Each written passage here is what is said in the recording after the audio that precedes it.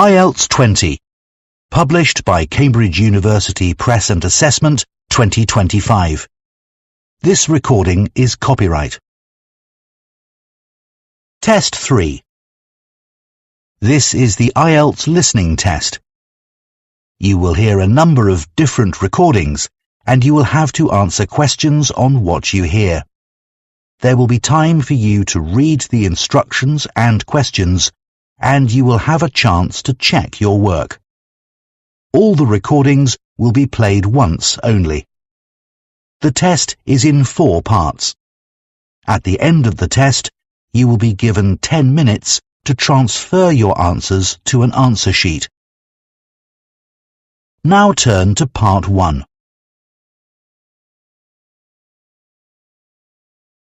Part 1. You will hear a woman phoning the owner of a house she is going to rent about companies that she could rent furniture from. First, you have some time to look at questions 1 to 5.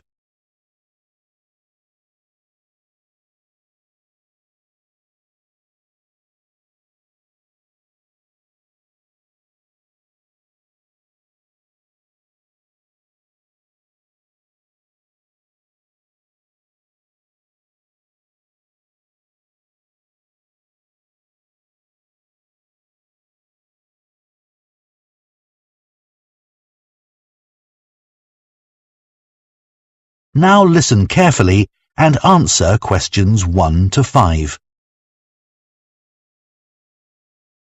Good morning. Hi, this is Shelley Meyer.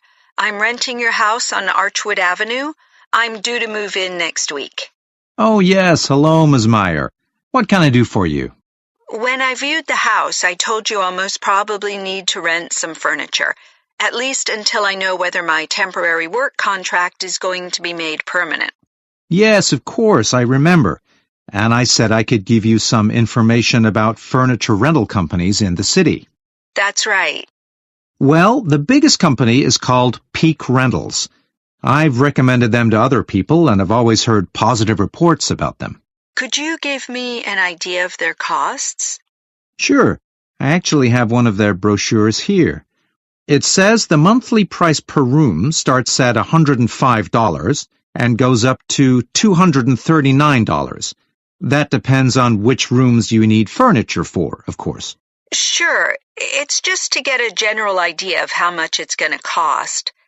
And you said you had some positive feedback about this company? Yes. People have mentioned that the furniture from Peak Rentals is more modern than any of the other companies. And also, once you place an order, the furniture will be delivered to you in just 1 or 2 days. That would be really helpful. Oh, and the brochure says that there's a special offer at the moment. If you rent living room furniture, I believe that's a set of chairs and a TV table, you'll also get a lamp at no extra cost. Okay, but that price range you gave is more than I was hoping to pay. Then you could try Aaron and Oliver. Sorry, what and Oliver? Aaron, Aaron. Okay. Are they cheaper? I'd say they're a mid-price company. But if you chose them, you need to be aware that they charge an extra 12% every month in case of damage. Oh, I see. I'd have to do the math carefully then. Right. But one helpful thing is that they also do cleaning for customers. For the furniture? For the house. Oh, I see. I probably won't need that. Before you hear the rest of the conversation, you have some time to look at questions 6 to 10.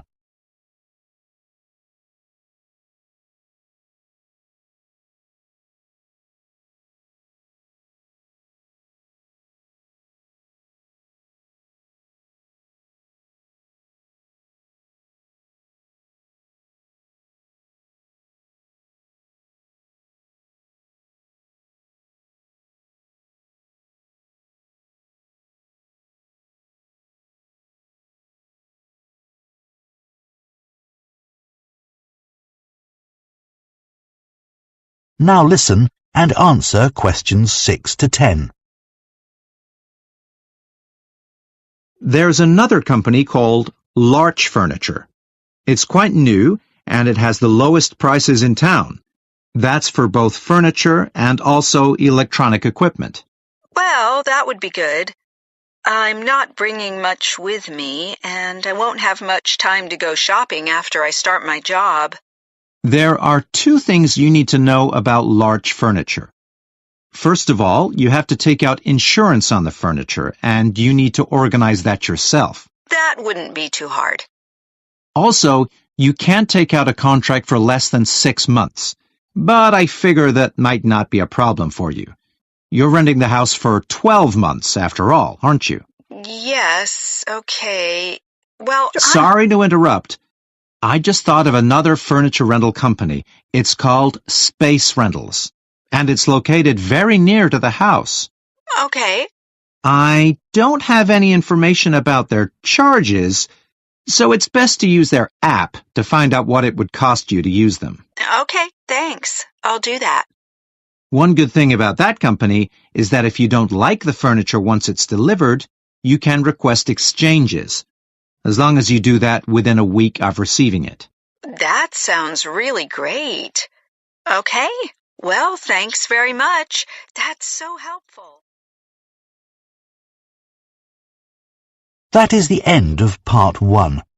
You now have 1 minute to check your answers to part 1.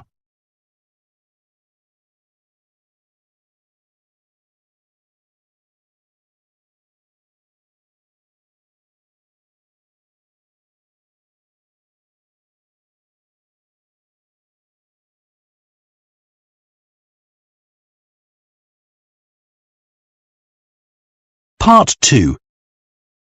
You will hear an archaeologist, who is part of a community project to excavate an ancient village, talking to members of the public who are visiting the site. First, you have some time to look at questions 11 to 16.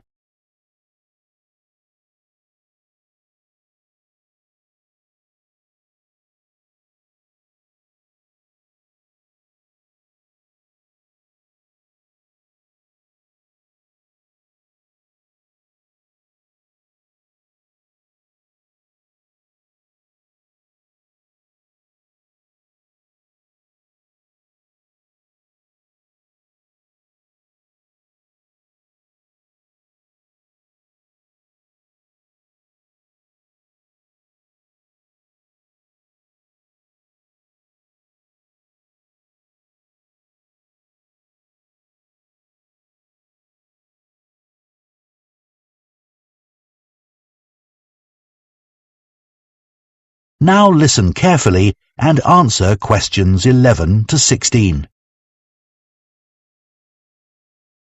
Hello, I'm Hayden.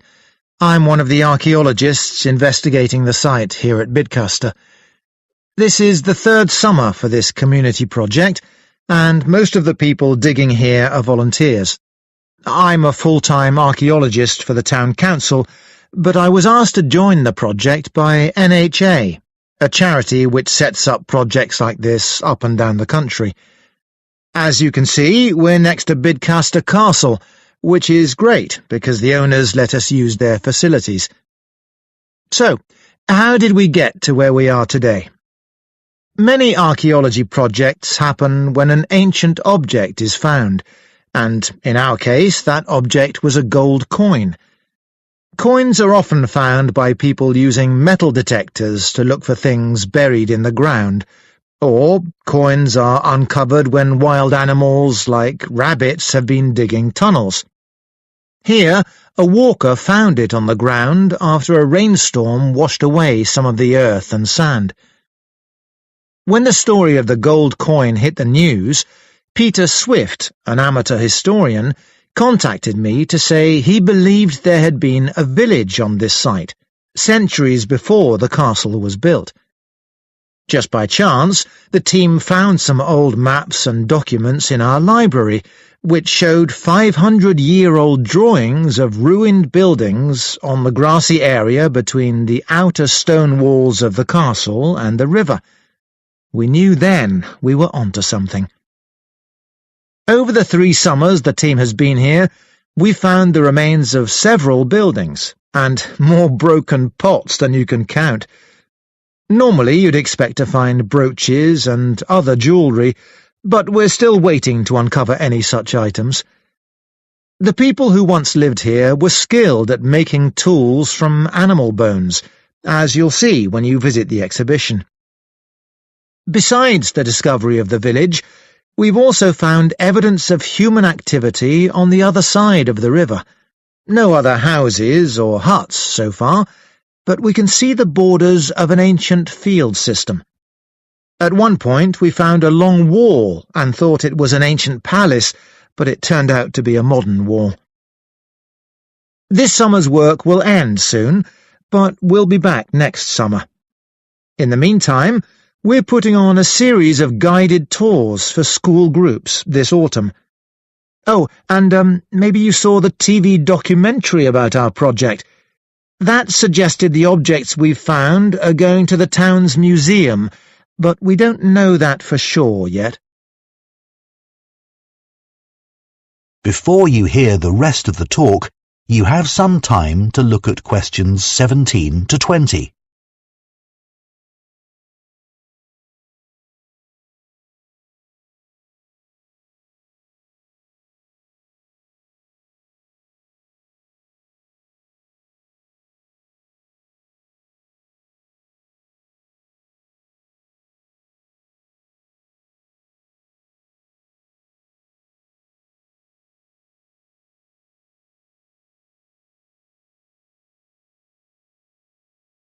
Now listen and answer questions 17 to 20. When you enter the site, please make sure you keep to the paths at all times. There are a few other things, the highlights of the site, if you like, that I want to mention. Take a look at the map. Our present location is marked at the bottom. This year, we've identified the foundations of an ancient bridge. And it's really exciting today because a team of divers are in the river searching for lost objects. To reach the bridge, take the main path ahead of you, go straight on, and keep going till the path bends to the left. You'll see a smaller track leading off to the right. Follow that to take you to the river, where the divers are. You might be interested to see the rubbish pit. This is very near the castle walls in the northwest corner of the site. It actually dates to the time of the castle and not the ancient village.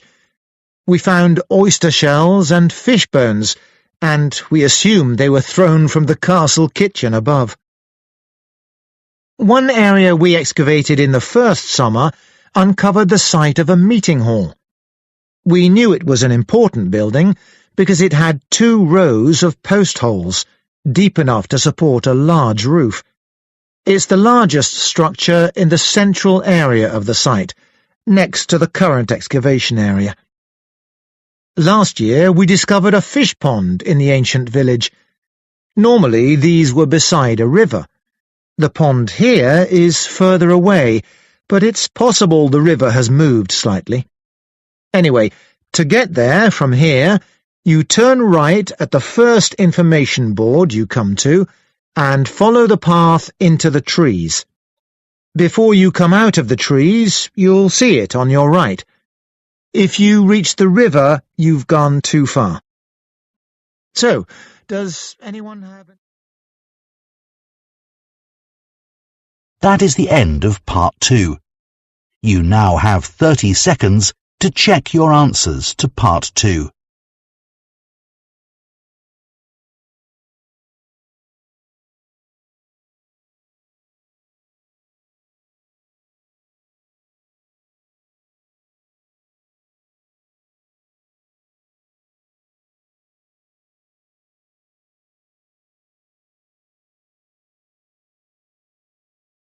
Part 3. You will hear 2 theatre studies students, Maya and Finn, discussing their project on theatre programmes. First, you have some time to look at questions 21 to 26.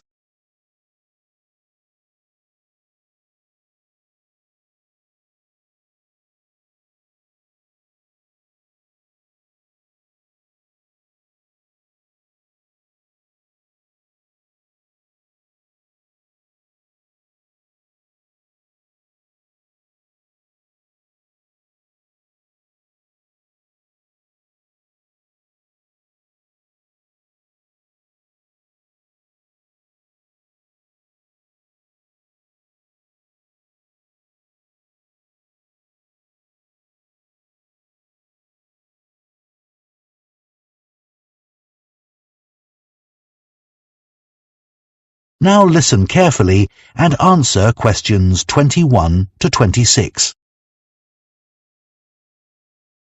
So, Finn, I've done as much as I can for our project on theatre programmes. How's your research coming along? Okay, Maya.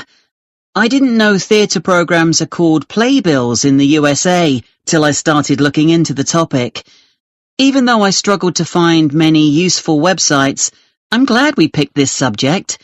No one else on the course is doing the same as us, although it is one of the research areas of the module convener. That might actually put some people off. I suppose so. Anyway, I hadn't realised there are actually companies specialising in creating theatre programmes. Yes, they're quite common nowadays. Contrary to what many people think, theatres don't hire people to do the programmes. In fact, companies buy the rights to publish programmes on the theatre's behalf and then make their money selling advertising space within the programme booklet. It must be easier for theatres to do it that way. Yes. I remember reading something about programmes in early British theatre. It said that the cast was always very important. Yeah, audiences were very familiar with leading actors and big names would draw huge crowds. But I hadn't realised that if the programme named a famous actor, that's who the public expected to perform. And if that didn't happen, people accused the theatre of breaking their agreement with the audience. They would demand refunds, and if they didn't get them, there were riots. Outrageous! That'd never happen now. No, people are too polite, even when they're disappointed if the star of the show misses a performance. We should definitely include that information about early audiences in our project. I also think it's important to mention that lots of ordinary people at that time were illiterate, so theatre programmes were of limited value in advertising plays. When a company of actors arrived in a town, they'd parade around the streets in their costumes, beating drums and announcing their upcoming performances. Interesting. I couldn't imagine that happening now either. There's also an interesting comparison to make between 18th and 19th century programmes. Wasn't it in the 19th century that theatre programmes started to resemble programmes today? Yes, and unlike programmes from the 18th century, they always used colour. And there was a greater variety of designs.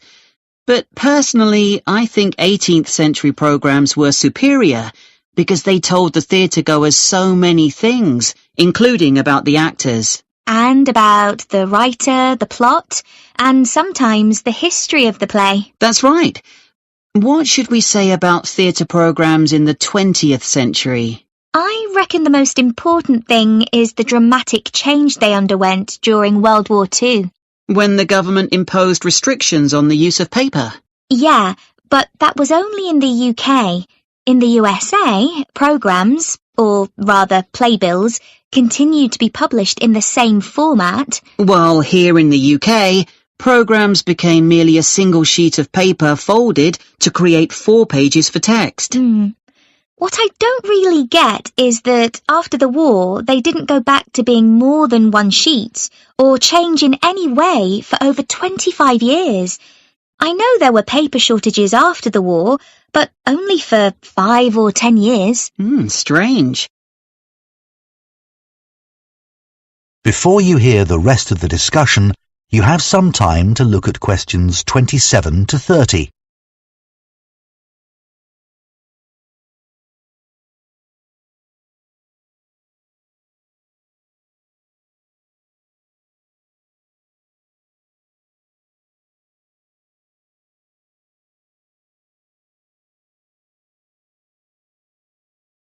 Now listen and answer questions 27 to 30.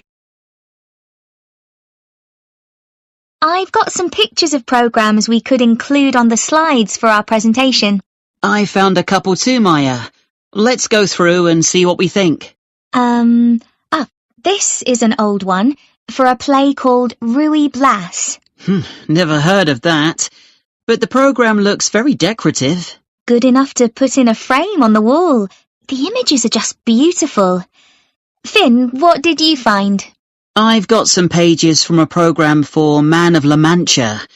I thought this was a good programme to show, Not because of the pictures, but because it contains articles written by members of the theatre company.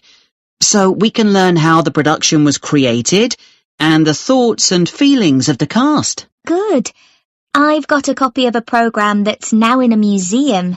It's for The Tragedy of Jane Shore, and it's said to be the earliest surviving document to have been printed on Australia's first printing press. Fantastic! Another programme to talk about is for the Sailors' Festival.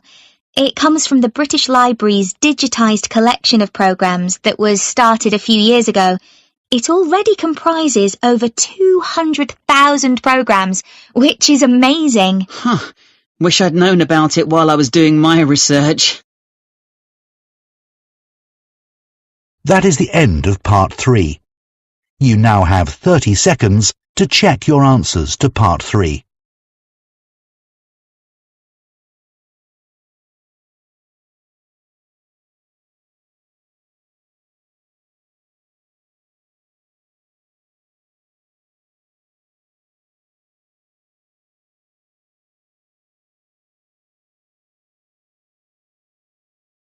Part 4. You will hear a design and technology lecturer talking about inclusive design. First, you have some time to look at questions 31 to 40.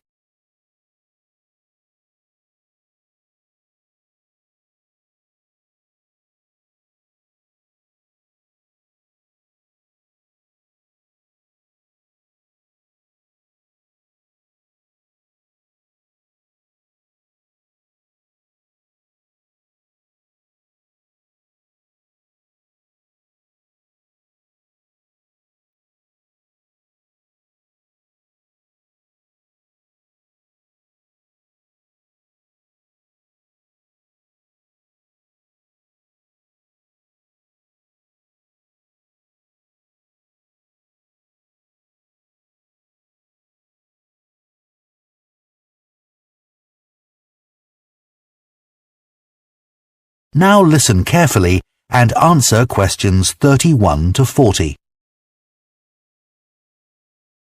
It's only relatively recently that designers have become aware of the need to be inclusive when designing products. But what does that mean exactly? Well, it simply means designing products that span economic, social and cultural barriers. It means making sure products are accessible, so that as many different types of people as possible can use them without any type of adaptation having to be made to the original design. Inclusive design is often linked with universal design, although they are not quite the same thing. Universal design aims to make products that work for everyone, and that includes considering the needs of people who have cognitive difficulties, which can present quite a challenge. Today, examples of successful inclusive design can be seen all around us. In workplaces, it is common to see desks which can be adjusted to suit people of different heights, or for wheelchair users. This still isn't always the case, however, and is one reason why office workers often suffer from back or neck problems. You'll find another example in the public toilets of countless hotels, airports and offices. Taps that you activate by sensor require no pressing or twisting movements. These are not only more hygienic, they're also easier for people with dexterity or mobility issues. The tech industry has been criticized in the past for focusing too much on young consumers, but this is changing. Many products are now designed with the elderly in mind. For example, it's well known that vision declines with age, and that we also become worse at distinguishing between similar colors, in particular shades of blue, which is why software designers rarely create interfaces with this color. Motor skills also decline with age, and some people have difficulty doing everyday things, like picking up a cup or opening a door. This can also affect their ability to use a mouse or keyboard. So voice access is now a routine way of making commands.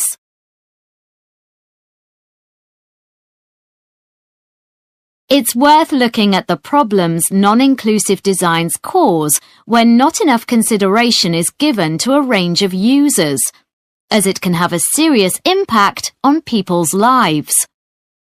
Access is one obvious example because it has such a huge impact on disabled people's independence. Not being able to access public transport because buses or trains are not wheelchair-friendly means many disabled people can't go out unless someone goes with them. Safety is another issue.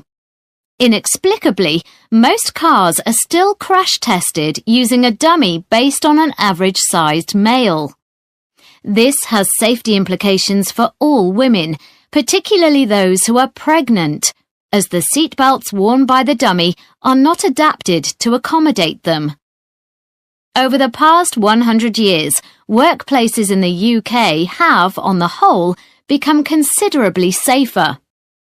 Employers are legally required to provide well-maintained personal protective equipment, or PPE, anything from goggles to full bodysuits, to workers who need it free of charge. But most PPE is designed to fit men. A recent report found that employers often think that when it comes to female workers, all they need to do to comply with this legal requirement is to buy jackets, for example, designed for a small man. The problem with this is that women can be tall and still have much smaller shoulders than the average man. Ill-fitting PPE such as high-vis jackets, vests and body armour can put women at risk. The report found that 95% of women said that their PPE often hampered their work, and that this problem was worst in the emergency services, particularly the police. Another problem is related to comfort at work. A very common scenario in offices in summertime is to see women wrapped in blankets or wearing sweaters while the air conditioning is on high. Meanwhile, the men are in shorts and t-shirts. This is due to differences in metabolic rates for men and women. There is a standard setting for air conditioning to be at a temperature of 21 degrees, designed to suit men, and in most modern offices, it's not possible to turn the air conditioning up or down. This means that many offices which mainly employ women are wasting energy by having the air conditioning set too high.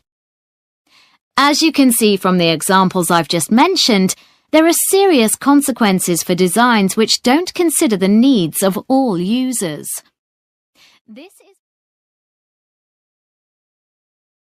That is the end of Part 4. You now have 1 minute to check your answers to Part 4.